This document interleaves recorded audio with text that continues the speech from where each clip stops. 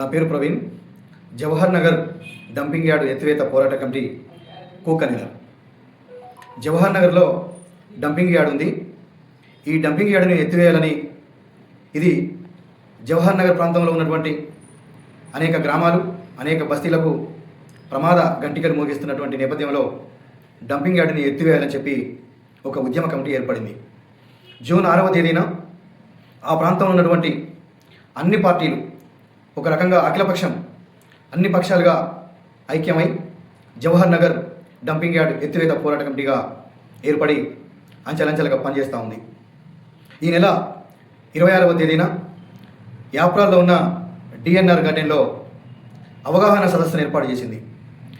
శాస్త్రవేత్తలతోటి ఆ కార్యక్రమం ఉంటుంది. అనంతరం అన్ని రాజకీయ పార్టీల రాష్ట్ర నాయకులతోటి ఆ యార్డు వ్యతిరేక ఉద్యమానికి ప్రసంగించబోతున్నారు.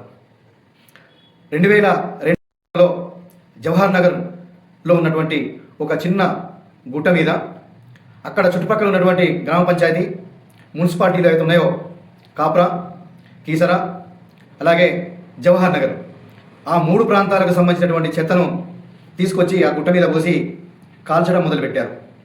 2006 వరకు వస్తాకే ప్రభుత్వం ఆలోచించి దాన్ని ఒక నిర్వహణ చేస్తాం, దాన్ని శుద్ధి చేస్తాం అనేటువంటి ఆలోచన వాళ్ళకి రావడం, అట్లా చేస్తూ దాన్ని డంపింగ్ యార్డ్ని ప్రారంభించారు.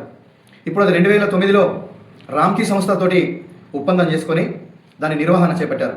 అంటే జిహెచ్ఎంసి, రామ్కీ సంస్థ కలిసి చేసుకున్నటువంటి ఒప్పందంలో భాగంగా 366 ఎకరాల ల్యాండ్ని ఇవ్వడం జరిగింది. అది ఈరోజు 360 కాకుండా 400 ఎకరాలలో విస్తరించి 100%గా అది మొత్తం ఫిలప్ అయిపోయింది. మొత్తం పూర్తిగా దాన్ని చెత్తతో నింపడం జరిగింది. ఏదైతే ఆ రోజు ఒప్పందాలు ఉన్నాయో ఆ ఒప్పందాలను మొత్తం ఉల్లంఘించినటువంటి రామ్కీ సంస్థ అక్కడ ఉన్నటువంటి గాలి, నీరు, భూమిని కలుషితం చేసింది. చుట్టూ ఉన్నటువంటి 14 గ్రామాలు కలుషితమైపోయినాయి. 14 చెరువులు, కుంటలు కలుషితమైపోయాయి. చెరువులలో ఉన్నటువంటి చేపలు, జీవరాశులు మరణిస్తున్నటువంటి పరిస్థితి ఉన్నది. అక్కడ నగరానికి ఆనుకున్నటువంటి ఏరియాలు కనుక అక్కడ కూరగాయలు, పూలు, పండ్లు తోటలు విస్తారంగా ఉన్నాయి. అవన్నీ కూడా కలుషితమైపోయి ఇలా ప్రజల ప్రాణాలకు ముప్పుగా ఏర్పడ్డది. చుట్టుపక్కల ఉన్నటువంటి అన్ని బస్తీలు కూడా ఆ స్మెల్ మూలంగా ఉదయం నుంచి మొదలు పెడితే సాయంత్రం వరకు ఆ చెత్త వాసనతోటి ఇబ్బందులు పడుతున్నటువంటి పరిస్థితి ఉన్నది. కనుక రామ్కీ సంస్థ గవర్నమెంట్తో చేస్తున్నటువంటి ఒప్పందాలని ఉల్లంఘించడం మూలంగా జరుగుతున్నటువంటి నష్టం ఇలా అక్కడ ప్రజలకు ప్రాణ సంకటంగా మారింది. ఇలా ఎత్తివేయాలని చెప్పేసి ఎందుకంటున్నాం? ఒకప్పుడు వాళ్ళు ఒప్పందం చేసుకున్నటువంటి భాగంగా 4 ప్రాంతాల్లో ఆ చెత్త డంపింగ్ను ఏర్పాటు చేసి దాన్ని శాస్త్రీయంగా, శాస్త్రబద్ధంగా శుద్ధి చేస్తామని చెప్పారు. కానీ అలా కాకుండా ఆ 3 ప్రాంతాల్లో ఉన్నటువంటి చెత్తనే కాకుండా ఇలా హైదరాబాద్లో ఉన్నటువంటి మొత్తం చెత్తనంతా 1,50,00,000 మంది జనాభా కలిగినటువంటి చెత్తనంతా కూడా తీసుకొచ్చి అక్కడ వేస్తూ ఉన్నారు. దాంట్లో శుద్ధి చేయడానికి, ఇదే రీసైక్లింగ్ చేయడానికి 25% మాత్రమే అక్కడ దాన్ని రీసైక్లింగ్ చేసే అవకాశం ఉన్నది. కానీ మిగతా 75% చెత్తనంతా కూడా వాళ్ళు శుద్ధి చేయకుండా గుట్టలు గుట్టలుగా పేర్చి అది ఎవరెస్ట్ శిఖరం లాగా పెరిగినటువంటి సందర్భం. కనుక అది మొత్తం ఉల్లంఘించినటువంటి నేపథ్యంలో ప్రజలకు ఇబ్బంది ఉన్నది. కనుక అక్కడి నుంచి చెత్త డంపింగ్ యార్డ్ని ఎత్తేయాలనేటువంటి డిమాండ్ ఈరోజు ప్రజలలో వస్తూ ఉన్నది. అంటే అప్పుడున్నటువంటి ప్రభుత్వాలు ఎవరైతే తెలుగుదేశం పార్టీ పీరియడ్లో అక్కడ డంపింగ్ యార్డ్ స్టార్ట్ చేసింది, దాని తర్వాత కాంగ్రెస్ పార్టీ రాజశేఖర రెడ్డి ప్రభుత్వం వచ్చింది, దాని తర్వాత టీఆర్ఎస్ ప్రభుత్వం వచ్చింది, తిరిగి ఇప్పుడు కాంగ్రెస్ ప్రభుత్వం వచ్చింది. కానీ ఆ గుట్టల మీద కాల్చి పొగ వస్తున్నటువంటి నేపథ్యంలో దాన్ని శుద్ధి చేసి మేము ఎరువులు తయారు చేస్తాం, ఆ తర్వాత కరెంటును ఉత్పత్తి చేస్తామని చెప్పి ఒప్పందాలు చేసుకున్నారు. ఆ ఒప్పందాలని భాగంగా అక్కడ శాస్త్రీయంగా, శాస్త్రబద్ధంగా దాన్ని శుద్ధి చేయకుండా విడిగా అంటే రామ్కీ యాజమాన్యానికి డబ్బులే ముఖ్యమైపోయింది, పెట్టుబడి లాభం కోణం వల్ల ఉన్నారు. కనుక ఆ పెట్టుబడి లాభం ప్రజలకు శాపంగా మారింది. కనుక వెంటనే అక్కడ ఉన్నటువంటి డంపింగ్ యార్డ్ని ఎత్తేయాలనేటువంటి డిమాండ్ తోటి ఇలా ఒక కమిటీని ఫామ్ చేశాం. అదే జవహర్ నగర్ డంపింగ్ యార్డు ఎత్తివేత పోరాట కమిటీ. అన్ని పార్టీలు ఉన్నాయి కాబట్టి అక్కడ షేక్ షావలి, అలాగే అతను చైర్మన్గా, ఉమామహేశ్వర్ కన్వీనర్గా, ఆ తర్వాత మిగతా అన్ని పార్టీల నుంచి కన్వీనర్స్గా ఏర్పడి ఆ కమిటీ ద్వారా ఆ ప్రాంతాలన్నీ అన్ని ప్రాంతాలలో ఆ బస్తీలలోకి వెళ్ళి ఆ ప్రజలను చైతన్యవంతం చేసేటువంటి ఒక కార్యక్రమాన్ని మేము తీసుకున్నాం. జూలై 1 నుంచి 10 వరకు మొత్తం ఆ ప్రాంతంలో రౌండ్ టేబుల్ సమావేశాలు పెట్టి అన్ని పార్టీలను పిలిచి వాళ్ళతో కమిటీలు వేస్తూ ఉన్నాం. అలాగే 10వ తారీఖు నుంచి 22వ తారీఖు వరకు పాదయాత్రలు చేస్తూ ఉన్నాం కరపత్రాలు పోస్టర్ల ద్వారా. ఆ రకంగా ప్రజల్ని చైతన్యవంతం చేశాం.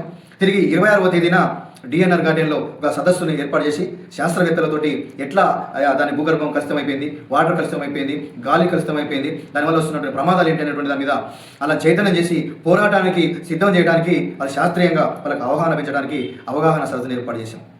తదనంతరం రెండవ సెషన్లో అన్ని రాజకీయ పార్టీలతో రాష్ట్ర నాయకులతోటి వాళ్ళ ఉపన్యాసాలు ఉంటాయి. వాళ్ళ సంఘీవంగా మద్దతుగా ఆ పోరాటాన్ని ముందుకు తీసుకుపోవడానికి వాళ్ళు వస్తున్నారు కనుక ఈ నేపథ్యంలో అటువంటి నిర్వహణ జరుగుతూ ఉన్నది.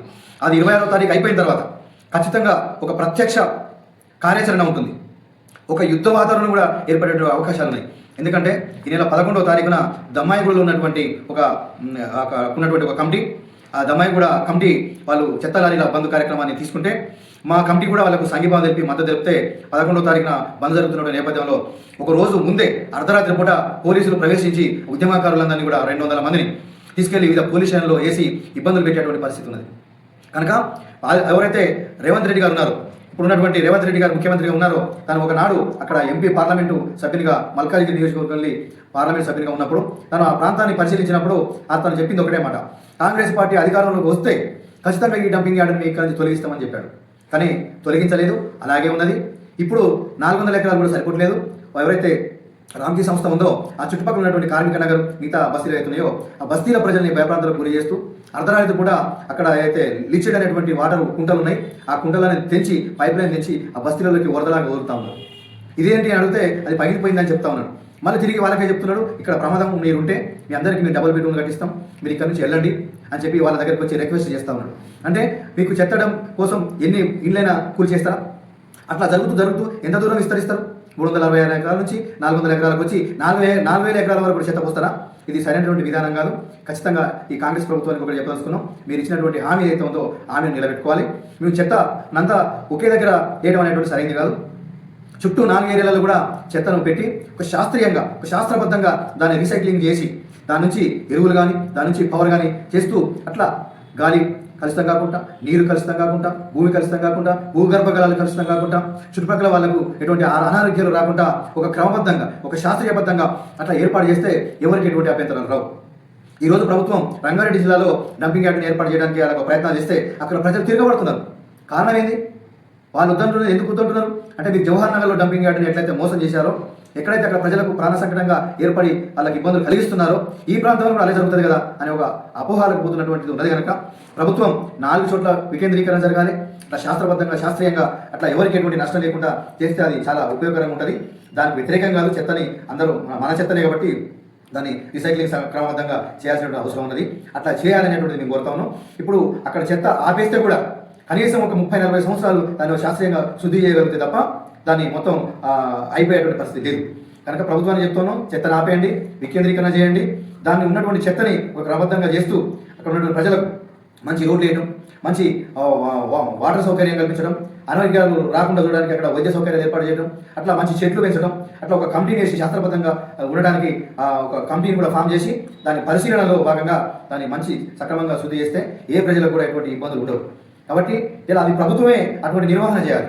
అది రామ్కీ సంస్థ కావచ్చు, ఇంకొక ప్రైవేట్ సంస్థ కావచ్చు. ప్రైవేట్ సంస్థలు ఎందుకు ఏర్పడుతున్నాయి? పెట్టుబడి లాభం అనే కోణం ఉన్నది కనుక లాభం కోసం ఎన్ని అడ్డదారులు పోవాలో, ఎన్ని రకాల ఉల్లంఘనలు చేయాలనో అట్లా ఉల్లంఘనలు చేస్తేనే ఇలా లాభాలు సంపాదిస్తున్నారు. కాబట్టి మేము డిమాండ్ చేస్తుంది ఏంటంటే అది ప్రభుత్వమే ఆ నిర్వహణ చేపట్టాలనేది మేము కోరుతా ఉన్నాం. ప్రభుత్వం ఆలోచించాలి. రామ్కీ సంస్థతో చేసినటువంటి ఒప్పందాలని దాన్ని రద్దు చేయాలనేటువంటి డిమాండ్ కూడా చేస్తా ఉన్నాం. వాళ్ళకి 25 సంవత్సరాలు మీరు ఒప్పందం చేసుకుని ఉండొచ్చు కాక అది ఉల్లంఘిస్తున్నాడు కనుక అక్కడ భూమి కూడా లేదు కనుక వాళ్ళు తీసుకున్న భూమంతా ఫిలప్ అయిపోయింది కనుక దాన్ని అక్కడ నుంచి బంద్ చేయించి మొత్తం 4 మూలలోకి తీసుకెళ్లి ఒక శాస్త్రబద్ధంగా శాస్త్రీయంగా మీరు చేయగలిగితే ప్రజలకు దాన్ని మీరు ముందస్తుగా వాళ్ళందరికీ కూర్చోబెట్టి మాట్లాడి అక్కడ ఉన్నటువంటి వాళ్ళతో రాజకీయ పార్టీలతో సమావేశమై వాళ్ళతో హామీలను సక్రమంగా అమలు చేస్తూ అట్లా క్రమబద్ధంగా చెత్తను శాస్త్రీయబద్ధంగా దాన్ని శుద్ధి చేయాలని, దాని నుంచి వచ్చేటువంటి ఎరువులు కానీ దాని నుంచి వచ్చేటువంటి పవర్ కానీ ఇంకా ఇతర అవసరాల కోసం ఏదైతే ఉపయోగపడుతుందో అట్లా క్రమబద్ధంగా చేయాలనేటువంటి పద్ధతి పరంగా ప్రభుత్వానికి మేము విన్నవిస్తున్నాం. అట్లా చేయకపోతే మాత్రం తీవ్ర పరిణామాలు ఉంటాయి. రేపు 26 తారీఖు తర్వాత మేము ఖచ్చితంగా ప్రత్యక్ష ఆందోళన చేయడానికి సిద్ధమవుతాం. ఎన్ని కేసులు పెట్టినా, ఎన్ని రకాల వేధింపులు చేసినా ప్రజలు అన్నింటినీ ఛేదించి వాళ్ళు యుద్ధం చేయడానికి, అక్కడి నుంచి చెత్త డంపింగ్ యార్డుని తొలగించడానికి సిద్ధమయ్యారు. కాబట్టి ప్రభుత్వం ఆలోచించాలని ఈ సందర్భంగా నేను కాంగ్రెస్ ప్రభుత్వాన్ని, రేవంత్ రెడ్డి గారిని, ముఖ్యమంత్రి గారిని విన్నపం చేస్తున్నాను.